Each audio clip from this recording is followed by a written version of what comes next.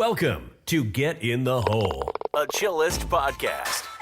Join Brant Brownlee for a journey through golf, life, and business, featuring interviews with business leaders and purveyors of golf on how they are leading in sustainability, corporate responsibilities, and community impact.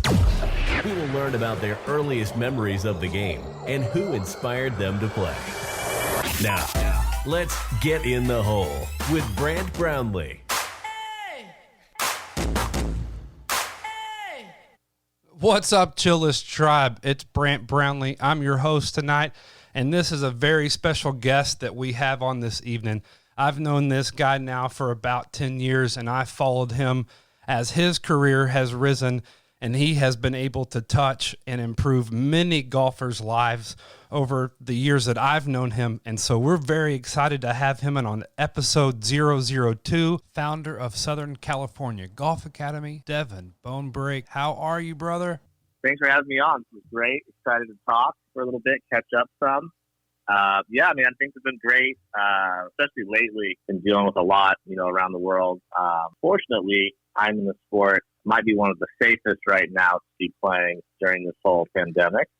So the last few months, since things have started to reopen a little bit more, have just been outstanding. Everyone's playing golf, courses are packed, business is good, lessons are packed. So, in that case, very, very happy, very blessed for that. Absolutely. Now, Devan, I met him in Dallas, but Devan, where are you currently now? Where's home base for you, brother? Where are you teaching out of? Yeah, so I teach out of Rolling Hills Country Club, and then I also have the Southern California Golf Academy in Carlsbad. So I have three guys down there, three terrific teachers, some that I worked with at Jim McLean a long time ago. So it's a great kind of field to kind of cover ground all over, Southern California, which is obviously great weather for golf year round. Absolutely. I mean, you couldn't wake up in a better environment like that.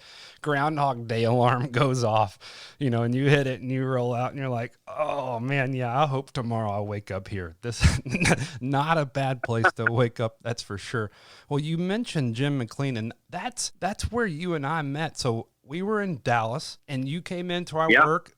So talk about where were you at in your point in your book? Talk about that little spot. Sure. Yeah, I believe it had to be like 2011 maybe. Yeah, I think so. Absolutely. I had worked for Jim. I started in 2008 with him, so it was probably like my third or fourth year. And we had essentially like a boarding school for golfers in the Dallas-Fort Worth area. So we had kids that would come in from, different states, but they'd also come in, we had kids from Thailand, from Mexico, China, all over. And so they would stay there and they'd live with us, and we could train them year round. So it was very gratifying, very fun from as a coach's standpoint. You could really play a large role in their development. A lot of times that's the most difficult part is you might not be able to see them enough. They might not have enough time to practice. They have other stuff going on. This is like them just dedicating themselves to golf. You're teaching them how to do every different skill set as well as possible, and then teaching them how to practice properly, which was really probably the most important thing. And you can just measure everything, measure improvements, and then the camaraderie amongst the kids and the competitiveness. So it was a really cool atmosphere. And that night, I was actually starting with the first time with that academy. And so I was just, basically going to work, relax a little bit, and I think I had a beer or whatever, and, just kind of set the tone for the year, make some plans. And it was awesome. And I remember that night very well. It's funny how, many times you might go out to dinner and you'll forget about it, but I do remember that night specifically, and obviously you specifically that night too. That's cool, and I think it's amazing how life brings you these people who, I love people who inspire me. I hope to do the same thing from the things that I picked up from those around me, and I just have always been inspired by the way you lead in golf. And when you're starting in a startup, obviously you have to have a leadership mentality, so it's not unlikely that I would find some of those qualities that you have impressive, but you didn't give up, man. From that point on, you kept your foot on the gas. And for a startup, those are things that are important to see when your friends, Facebook and all these, social media outlets allow us to really keep up with our friends from a 30,000 foot view, but still you kind of get to go along.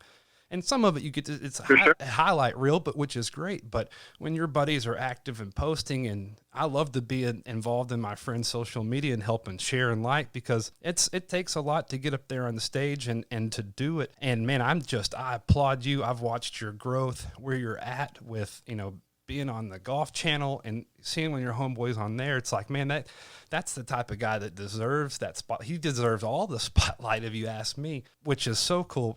One of the stories I want the Chilleist tribe to hear, I went to Denver, Colorado. I live in Chicago, so I flew out a bunch of my homeboys out there. I think we got, 22 people out there. So a good couple groups. Went to Arrowhead, played golf on Mars. That was really a great track. One of my buddies, Ben, who lives out there, Ben Marsh, he had a swing that was interesting. I freaking filmed it. I'm saying, man, I'm going to send this to Devin, dude. And just maybe he's got some time but 30, 45 minutes later, man, it seemed like you had whipped up instruction, incredible instruction that he used to get better his next time out in golf. And I'm like, man, what a cool friend thing to do. I mean, you didn't owe me anything to do that. You could have just said, man, I don't have the time to do it. But man, you gave a homeboy of mine some great instruction, and now he's loving golf and he's out there every day after work. So it's like, man, those little bits of inspiration, they do lead, to greater, golf moments. So thank you, brother. I appreciate it. Yeah, absolutely. It's been cool. I think like with what you said, social media, everything new is going to have pros and cons, but it does definitely help you stay in touch with old friends. And also for me, it's been great because I have a lot of, old students or people that, don't necessarily live by me, but still want to stay in touch. And I try to get back to as many as I can, but I'll just get videos all day long sent to me. Hey, what do you think about this? Or, hey, I just did this. Or, can you take a look at this? It's cool, because people are kind of trusting you with their game still, even though you haven't maybe even seen them in person for 3, 4, 5 years.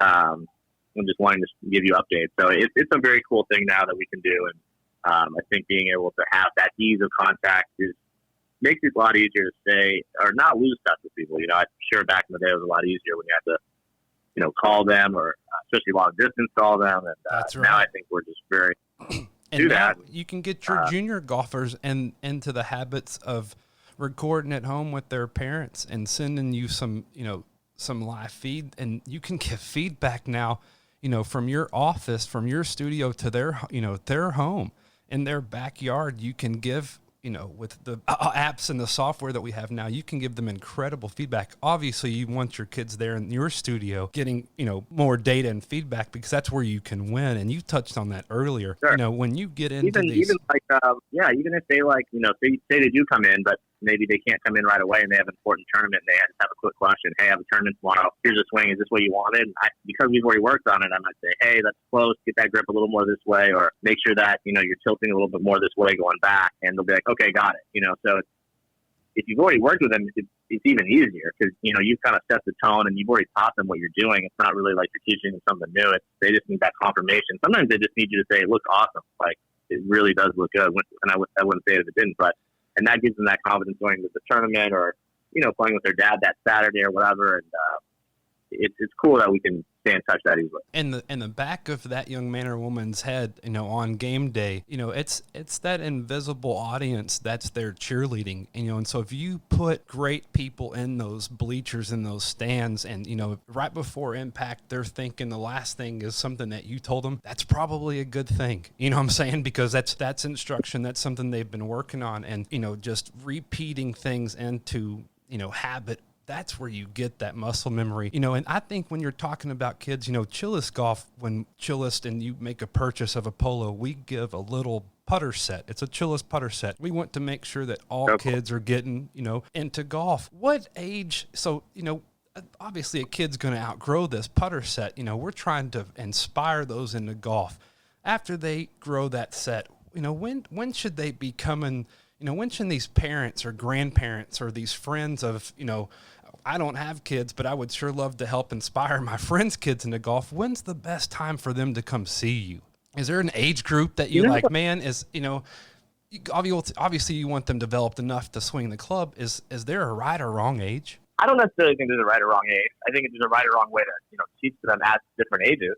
Because sometimes, teaching someone can be as simple as just, making sure that they have fun and they associate it with golf and do little competitive putting things, or it can be a lot of different things. So it doesn't necessarily always need to be, like a formal lesson. I think the coach can really size up the kid pretty quickly. Some kids are amazing at how diligent they can be early on, and others, like the teenagers, they still don't really want to be too precise with stuff, and you kind of got to read them and motivate them and kind of encourage certain things, but you never really want to force it on the kid. You want to make sure that they're, intrinsically motivated. Those are the kids that do the best, the ones that drag their dad back to the range versus the other way around. And that was kind of how I always was.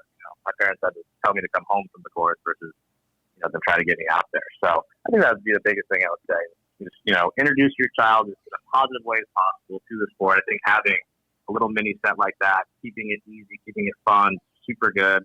And then, growing from that, if you feel like you're succeeding, like what's the next step, and go from there and make sure they want to do it too. I think, small successes at every level is really the biggest key, with them also associating golf with fun and just enjoyment and happiness and stuff like that. So if you ask almost any PGA Tour player or any college kid, they say, what's your greatest memory? It's usually, growing up playing junior golf with my friends, or growing up and waking up early on Saturdays playing golf with my dad and trying to beat him, or my dad taking me out playing 9 holes on a par 3 course, So I think they've done a very good job now over time making golf as kid-friendly as possible, and I'm sure it could still get a lot better, and stuff that you're doing right now is a great way to make it better.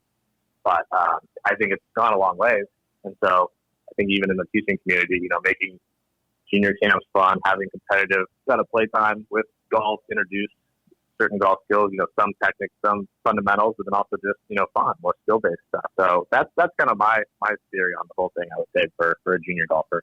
Absolutely. Yeah. I think we can all relate to that. That's just time period, kind of like you said, the aha moment, but also just like a longer period of time too, where just like, that's all I lived and breathed and thought about. It's just really cool to have periods of time in your life. I still am to an extent. It's not more from the teaching side now, but we're just like so enthralled with something, so passionate about that. Anything that you see on it just immediately kind of strikes your interest, and it's great to see when a kid gets that, because there's nothing like it. And golf, as you know, is just so good for teaching kids, how to kind of work their way through life too, for all the different challenges that it has. Patience and honor and etiquette and all those different things. So there's so many positives to that too, in addition to just the game itself. Oh, you just touched on it. That's the reason why, when we've chosen golf, we chose it strategically because golf gives kids the foundation for those growth moments. It sets the stage for such individual growth. There's so many life lessons to be learned on the golf course. It's incredible. So the more kids that can get involved in that, the better. They're going to pick up mentorships. They're going to see, purveyors in their community. They're going to see lawyers, doctors, businessmen. And those people, those are your at your youngest moments is when you're the most impressionable. Those will be the impressions that they see. So, I think golf gives great people. The community of golfers are and fantastic as a community as a whole, kind of taking that 30,000 foot view. Obviously we have our own little 1%. I love the things that golf has taught me. I want to share that with everybody. Now, you went to San Diego State, correct? Correct. So I actually started off at a junior college in Palm Springs called College of the Desert. Played golf there first, then went over to San Diego State, which is such an awesome school, from academics to golf to everything in between. City, it was very lucky and very happy that I am. It's, I grew up watching obviously college football, and the Aztecs were always one of the coolest helmets on college football Friday nights. And being out there in California, and I lived in Texas, they were always the last to play, so I'll usually end up watching them. But great school, great golf program. I think it's the Lambkin San Diego Classic they have out there for the men's golf. But yeah, they've come such a long way, in all areas of sports. San Diego State basketball and just everything. It's been really cool to see. So, and it's actually, a long time ago, it was kind of considered more of a party school or whatnot. And then when I was there, it was more of a good school. Now it's very hard to get into it. At one point, I heard it was almost harder. I could be wrong, but to get in the UCSC, which is kind of crazy. But that's crazy, man. I would have been like, thank God I got in so long ago. these young smart kids make me look so great. Thank you, guys. They're making my degree look better.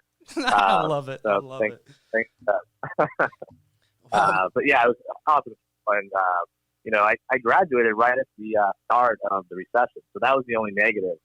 And Southern California got really hit hard, obviously, on the housing market, and but it made me kind of have to branch out and move and work for Jim McLean in Miami, and then in Texas, and it got me to Texas because you guys didn't get hit as hard out there back when you lived out there too, and it worked out really well. kind of funny. It was almost like at first I didn't really realize why I had to leave. It worked out great, and some of my best friends live out in that area still.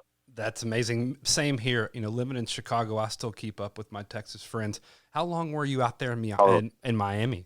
I was only in Miami for a year. Okay. So I was out there. I was playing personal assistant for a year. It was kind of like that movie, The Devil Wears Prada, where you it's a really good thing, but it's tough. They'll let you know it's tough. That's funny. But yeah, then he teaches you so many things. So many things I look back on, I could have done this better, but that's part of it. And then he promoted me to work at his golf academy, the junior golf academy in Texas. How cool. Now, with you living in California, are you seeing brands, your big box brands, any of their clothing, made from recycled plastics? I would think you'd be seeing that out there. I know when me and my wife went to Hawaii, we saw a bunch of, surf brands out there, using recycled plastics. Is that kind of the same vibe there in California? Man, I would say definitely, but I don't know as well as you would, but it doesn't seem like they're as much from the really big brands. It seems like there's more of these kind of niche brands that, I don't know if they're niche, but they're kind of smaller a little bit. There's so much local stuff out here that people really like to support too, shop local, all that. You have to. You've got to support those local guys. Right? Yeah, for sure. So, with all the surf, the oceans, trying to protect everything. I think people out here are very aware of, how lucky we are from a, natural, basically all of the land that we have here is so great. We want to preserve it. We want to make sure it's good. And, I think we've seen what can happen and what will continue to happen if, we don't take it seriously. And if, things aren't recycled well or used for things like what you're doing, is terrific. A lot of the natural beauty of the whole world will be decreased. If, more people like you don't kind of come out and use these things as a positive and try to clean it up that way. Well, I appreciate you noticing that. And that's, one thing is I try to tell people, we are a for-purpose company, but we are a company and we're a business. And the first rule of business is to stay in business. But man, we want to do as much good as possible. And we see the value in getting those plastics out of the water, and I love being the niche brands, like you said, those local brands, because, they always are usually standing for something or they're doing something with, for change. Yep. Which is always so cool. And then, sometimes and then they end up growing and then you see them all over. And that's incredible because that's the goal is growth. But man, we certainly appreciate you, being liking to our movement and helping out because we really want to get all the kids in, every purchase we donate a Chilleist putter set to our local communities. We're doing it through Toys for Tots. That way we can make sure that the most needed kids are getting the opportunity because sometimes it is just a little touch that gets someone inspired to do this. Totally. Absolutely. But Devin, man, I appreciate you, taking time. When did you start, just as a, one of the things on our Chilleist podcast is also for business leaders. When did you make your move into business ownership? And what were some of those things that maybe we can give our audience just some inspiration, some things that you learned? Do you mind touching on some of those things? No, not at all. Yeah. I kind of always knew I wanted to come back out this way. I had learned a very, very good model, if you will, from McLean from a business standpoint of kind of what works. And maybe, in my opinion, certain small things that didn't, although he's been extremely successful. So 99% of it probably was really good. And so I always felt like, if I could do this on my own, I would like to implement a lot of the strategies. There's certain other things that I'd like to add my own flair to or maybe tweak a little bit. And so it's just something I really wanted to do. And I was finally at that point where I just knew there was a lot of growth potential, but I still had all this ambition. And so I think that's what happens to people is you can get stifled if you have a lot of ambition for something, but you're in a situation where you're at a max, at a ceiling, or stifled somehow by, the situation you're in. In some businesses, there's just nowhere for you to go. It's not their fault. It's just, the way it's structured. And it is what it is. I left on great terms. I still talk to Jim all the time. He just actually came out with this really good book.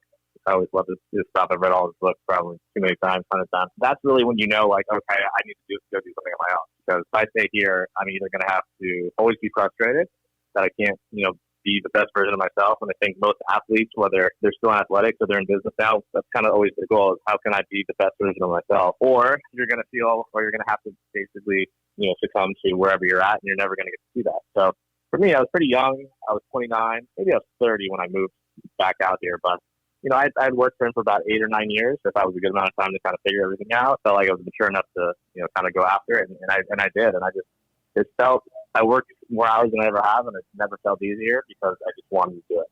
And so I think that's the biggest thing is you don't always necessarily have to be absolutely obsessed with what you do to be successful, but I definitely think it helps a lot, and it makes it a lot easier to want to do the stuff that normally you don't want to do. That's incredible insight for anyone to have, because you mentioned something in there, that 8 to 9 year time that you had with him. What a mentorship that you had with Jim McLean. I know from growing up in all the golf magazines that, he was one of the gurus of golf. And then just when you hear just people who've met him, they just say such kind words about him, but also that he's just a great businessman. And, I lived in Dallas area for a long time. And so you see when people come in and make huge impacts, and he really did that there in Dallas. And so how cool that you got to learn from someone and then to go out there and grow and take that leap of faith for yourself. And because, I always say, even if something doesn't work out, you learn so much through it. You do. I mean, you learn about yourself. You learn about, different topics such as podcasts, such as billing, maybe how to, hang pictures. I mean, things maybe you didn't used to do as often. And you also learn what doesn't work, and you learn how to adjust. I think that's really where you become a better person is when something doesn't work, you tend to adapt and kind of the survival of the fittest within your own business. So, depending on the person, if you see it inside yourself, you have a lot of passion for something and you feel like you're in a position where you can't do anything with it, try to somehow figure out a way around that, whether it's, putting yourself in a different living situation to save some money or whatever it really takes. When I moved out there, I for 2 months lived with a friend, and then I lived in a small 600 square foot studio, and then time gone on, it's been terrific. I've been very lucky and happy. And so it's, a lot of times it's one temporary setback for a huge long-term gain, and I think that's really exciting. Amen. And something that I picked up there, you said something that most people would never associate, maybe back when I was growing up in golf, but the word athlete. Today's golfers, they're athletes. These guys on tour, they're traveling, they're doing Peloton in the evenings. They've got dietitians. Yeah. I mean, they're throwing weight in the morning, they're running, they're hustling.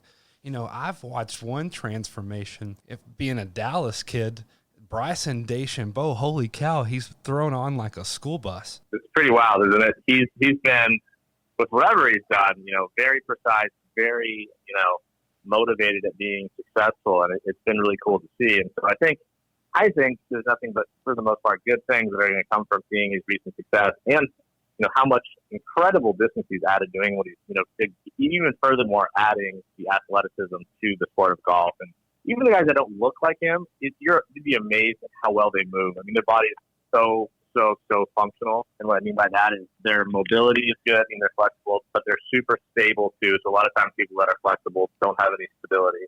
So their balance is terrific. They're able to slow one thing down, speed something else up, separate different parts of the body. And then at the same time, be explosive when they need to be, which is really what the golf thing's all about as far as creating speed at the right time. So a lot of these guys might look just like a normal guy, but if you had them do different exercises that are more functional tests, these tour players would absolutely run circles around the average person. They really do. And he's grinding. He's taking in the protein shakes. He's putting in 3,500 calories, per day. He's an athlete. Gain muscle, you got to have calorie surplus. You really do. And, when you're out there on the golf course, you're training 6-7 hours, you're burning a ton of calories. So he's going to need them, especially when you're putting ball speed up like he's doing. But, golf is crazy. You can hit it, short and win. You can hit it long and win. It's not a game of perfect, but I love to see what he's doing. I think it's awesome. Yeah, and I love that, and I think he's going one route, but then you see other guys that are right up there every week too, or guys that are almost won last week that are not necessarily that long. Like Kisner, and you got Simpson, and you got guys that are extremely good, super high skill set, and they just they do it another way, which is fine too. But I think as long as you're within the rules, figure out your advantage somehow. And for him, I think he thought, what, this is something I could probably do, and he did it, which is me, Bryson, not meaning DeChambeau. That's right. And if anything that Bryson can teach the audience or any golfers, everyone has their own swing DNA. Just like we have our own DNA in life. Like, embrace the uniqueness of your swing. And you look at the Matt Wolfs of the world and what G's been able to do with him. Golf is for everyone. You can play it man, all the way into your 80s, 90s, 100s. God bless. But Cool. I've got a question for you. When you were growing up, who was like your golf person? I loved Tiger. Who was your person? It was also Tiger. Oh God, I had all the Wheaties boxes. Oh my God, dude, my whole room was Tiger. Everything. Yeah, I mean, whether it's it's his first book he came out with, How to Play Golf, or Golf My Way. It was great. I just lived and breathed it. Watched all the tournaments, start to finish. Tried to copy a lot of what he was doing. Sometimes probably too much, but regardless, I think it's just what everyone learns from him the most too. I think it's the mental mindset that you can have on a course and never giving up. And I think that's really good for kids too, is just being out there and at least while you're out there, never giving up and giving your all for the entirety of the round. And it's easy for adults and juniors if they're having a bad round to kind of throw in the towel. And I think if you can learn that in golf early on, to just never give up. You never know what's going to happen. You might have 5 birdies in a row at the end of the round. You might have a hole-in-one. You might have funny story. Right before COVID, my last round, I was playing with some members at the club, and I shot a 39 on the front. Wasn't playing very well, and just was like, maybe I should just head in and get ready for all the stuff that's going on. Kept playing, and birdied the first 4 holes in a row, par the next one, then made a double eagle, and then parred out. So shot 29. So it was, I didn't think that was going to happen, but I kept playing, kept staying, present, and it's amazing sometimes what can happen, and whether that's a business in school and golf, I think it can always help you to stay, focused on, the committed idea of what you had going into whatever you're doing. Now, how do we find you? Are you on social media? Where do we find your school? Tell me about that. Yeah, so I'm most active on Instagram, which is my name, Devan, Devan _ my last name, Bonebrake. Yes, it's Bonebrake. Bonebrake. So you can find me on there. I have a lot of tips and stuff on there, pretty active on there. And then also our website's on there, southerncalgolfacademy.com, direct or contact. So that would be a good way to go. Always feel free to just shoot me a text or call me at 503-706-7187. But just hopefully that would be probably the best avenue, I would say. Perfect, man. Well, I appreciate you for being on the show. You are an inspiration to people. I can't wait for them to follow you and get more tips, learn how to not 3-putt, learn how to get 20 yards off the tee. If you're in Southern California, moms, dads, grandparents, please get to the website, get your kiddo involved in his program, because they're going to become the best golfer they can be. And that's what this is all about.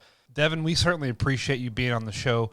Once again, follow us at Chilleist Golf, and our website is www.chilleist.com. That's CHILLEIST.